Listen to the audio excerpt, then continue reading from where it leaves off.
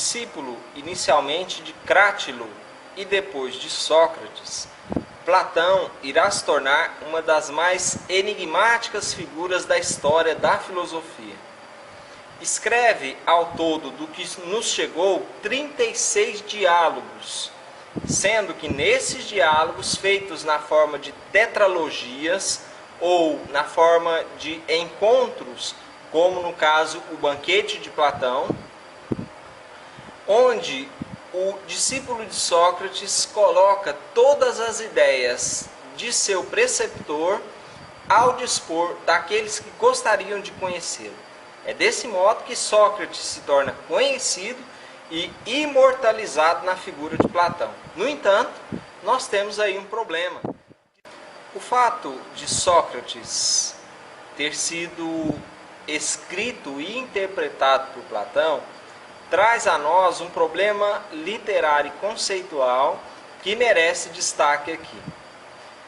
Sócrates e Platão foram os primeiros pensadores, participaram dessa brincadeira. Até onde aquilo que Platão escreveu pertencia às suas ideias e até onde pertence à figura do seu preceptor Sócrates. Dessa maneira, a nova ou as novas interpretações filosóficas trabalham no sentido de estabelecer essas determinações, aquilo que era socrático, aquilo que é platônico. Na formulação de Platão, a questão da dualidade da alma, ou seja, a questão do ser humano e da alma, está terminantemente presente. Através das doutrinas da transmigração da alma e da metempsicose, expostas no mito de Er e no mito dos cavalos alados ou do carro alado, Platão formula então o seu conceito de dualidade, ou seja, o ser humano tem uma alma imortal e um corpo perecível.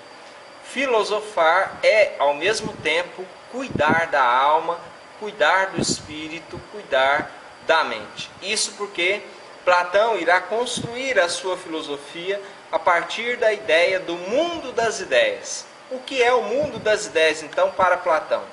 Segundo ele, a alma que pré-existe ao corpo e por meio de reencarnações ou por meio de um processo de metempsicose, a alma vai se aperfeiçoando. Nesse contexto, a alma que preexiste ao corpo habitava antes então de cair desse mundo das ideias em um local onde ela contemplou a ideia de beleza, a ideia de justiça, a ideia de amor de forma universal. Tendo então essa alma escorregado desse local e caído então naquilo que Platão vai chamar de o mundo perecível, essa alma esquece de todas essas ideias que contemplou no mundo das ideias. É a partir daí que, por meio de um processo filosófico, o indivíduo pode então sofrer as reminiscências ou ir recordando aquilo que um dia contemplou no mundo das ideias. Sendo que, quanto mais apegado ao mundo material, menos esse indivíduo tem a possibilidade de conhecer e de se tornar um indivíduo sábio, porque sabedoria para Platão era desapego e não apego ao mundo material.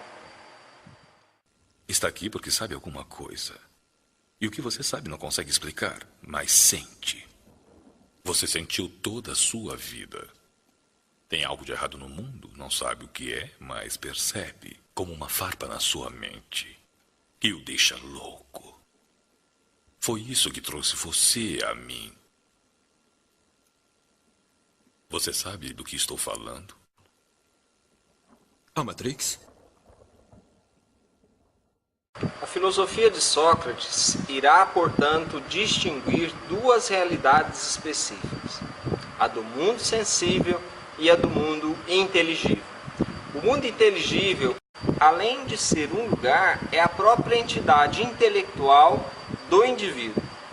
O próprio Platão irá formular que a sua filosofia, junto à filosofia de Sócrates, seria então a segunda navegação da filosofia. A primeira navegação seria impulsionada pelos ventos do mundo físico, ou seja, era a preocupação dos pré-socráticos em determinar a origem das coisas por meio da terra, água, ar e fogo. Quando esse vento cessa, Platão irá explicar que a força que move o barco para a sua segunda navegação é na realidade a razão e, portanto, o mundo da filosofia formulada por homens e não mais por coisas.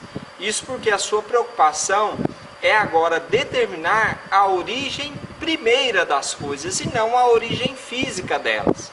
Se eu quero saber o que é a beleza, não basta eu me preocupar com a forma, com a cor, com a iluminação, mas é preciso me questionar de onde surge o conceito, a ideia e as formulações de beleza. É nesse contexto que surge então a chamada metafísica platônica do saber. A teoria, a filosofia já não são pratos feitos do dia, já tomaram seus devidos lugares, a ciência e a magia. Quem criou o mundo? Nessa formulação, Platão irá entender que o mundo é obra de um artífice, que ele próprio vai chamar de demiurgo. O demiurgo é o Deus que, segundo ele, cria todas as realidades sensíveis e suprassensíveis. Nesse contexto, Platão, na distinção entre mundo inteligível e mundo sensível, irá explicar que o mundo inteligível é onde reside e onde esse demiurgo coloca todas as verdades e todas as ideias universais de tudo. A ideia de beleza só existe porque nesse demiurgo e nesse mundo inteligível está presente a própria beleza, o próprio belo. Então, o mundo sensível será para Platão apenas uma cópia do mundo inteligível. Dessa maneira, no diálogo A República, Platão coloca Sócrates expulsando da cidade de Atenas os artistas e artesãos. Isso porque um artista, um pintor, um artesão faz obras belíssimas, no entanto, essas obras são cópias da própria realidade, que é o mundo inteligível. Então, nada mais inútil para Platão do que um artista e um artesão, uma vez que ele reproduz a cópia de uma realidade.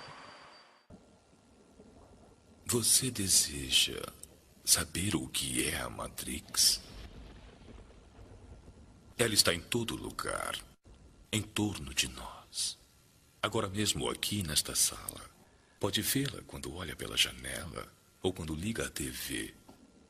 Pode senti-la quando vai trabalhar, ou vai à igreja, ou quando paga os impostos. Ela é um mundo que se apresenta aos seus olhos para que não veja a verdade. Que verdade? De que é um escravo, Neil. Como todos, você nasceu cerceado numa prisão que não sente pelo olfato, o paladar ou o tato. Uma prisão para sua mente.